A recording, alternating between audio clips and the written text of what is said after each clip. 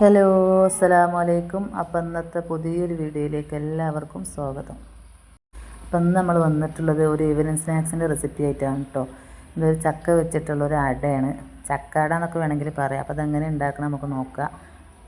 അപ്പോൾ ആദ്യം നമ്മൾ മിക്സിൻ്റെ ജാറെടുത്തതിന് ശേഷം നമുക്ക് ചക്ക ഇട്ട് കൊടുക്കട്ടെ. ചെറുതായിട്ട് അരിഞ്ഞേട്ടിന് ചക്ക ഒന്ന് മിക്സിയിലിട്ടൊന്ന് അരച്ചിട്ടെടുക്കുക. ആ അരച്ച മാവിലേക്ക് നമുക്ക് ഒരു സവാള അരിഞ്ഞതും ചെറുതായിട്ട് അരിഞ്ഞ കരിവേപ്പിൻ്റെ ഇല, കൊത്തി അരിഞ്ഞ ഇഞ്ചി, ആവശ്യത്തിന് ഉപ്പ്, അരക്കപ്പ് കടലപ്പൊടി, അരക്കപ്പ് അരിപ്പൊടി, പിന്നെ ഒരു 1.5 ടീസ്പൂണ് മുളക് പൊടി, അല്പം മഞ്ഞൾപ്പൊടി, പിന്നെ കായം നിങ്ങളെ കയ്യിലുണ്ട് എന്നുണ്ടെങ്കിൽ അല്പം കായം കൂടി ചേർത്ത് നന്നായിട്ട് ഇതൊന്ന് മിക്സ് ചെയ്ത് വെക്കുക കേട്ടോ.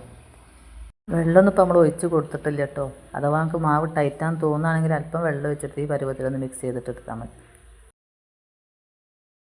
ഒരു ചട്ടി ചൂടാക്കാൻ വെച്ച് അതിലേക്ക് എണ്ണ ഒഴിച്ചതിന് ശേഷം നമുക്കിതിങ്ങനെ ഓരോ ടീസ്പൂൺ വീതം അങ്ങനെ കോരി വെച്ച് കൊടുത്താൽ മതി കേട്ടോ. നല്ല ടേസ്റ്റാണ്.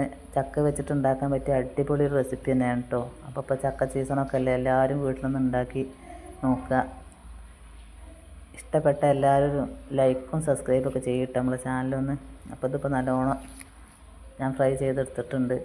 നമ്മളെ കൊക്കവടൻ്റെ ഒക്കെ ഒരു ടേസ്റ്റാണ് കേട്ടോ ഇതിന്. അപ്പോൾ വീട്ടിലെല്ലാവരും ഒന്ന് ഉണ്ടാക്കി നോക്കി, എന്നിട്ട് എല്ലാവരും ഒന്ന് കമൻറ്റിൽ അറിയിക്കുക എങ്ങനെ ഉണ്ട് എന്നുള്ളത്.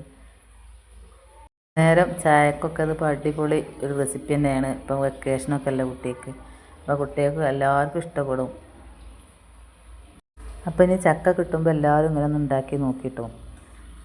നല്ല മഴക്കാലമൊക്കെ അല്ലേ, അപ്പോൾ വൈകുന്നേരം ചായക്ക് ചൂടോടുകൂടി കഴിക്കാൻ വേണ്ടിയിട്ട് നല്ല അടിപൊളി തന്നെയാണ്.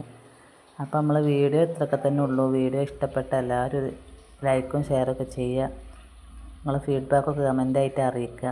അപ്പോൾ അടുത്തൊരു വീഡിയോ ആയിട്ട് ഇനിയും വരുന്നതായിരിക്കും. അസ്സലാമു അലൈക്കും.